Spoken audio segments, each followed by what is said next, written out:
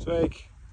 Šeit ir viens no dabiskajiem meža nomaiņas procesiem sukcesija, kad ja mēs esam pieraduši, kad parasti bērnu mežs nomainās dabiski ar egli, tad šitas ir tāds platlapu mežs, kurš šobrīd ir nosacīti pionieru stadijā. Tur ir bērs kā pamatsuga, un tas, kas nāk paaugā iekšā un jau pamazām sniedzās uz pirmo stāvu, visi tumšāki pelēkie koki, tās ir liepas. Un būtībā ir tā, ka tas bārs pamazām te jau sāk retoties un liepas sāk viņā augt iekšā, un noteikti nākotnē tas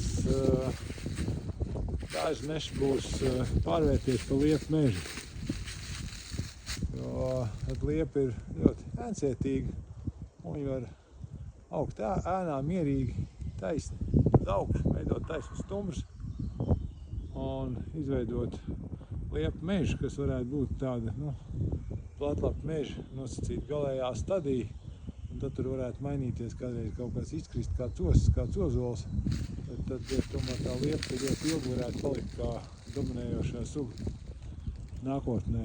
Tāds interesanti pavērot to dabisko mežu attīstību, cilvēku neskartos mežos un saprastu tās mūsu Latvijas meža potenciālu, uz kurien viņš pats dabiski var aiziet, un tad bišķiņ padomāt, kā mēs cilvēkus varam veicināt dabiskos procesus un vienkāršot savu mežsaimniecību.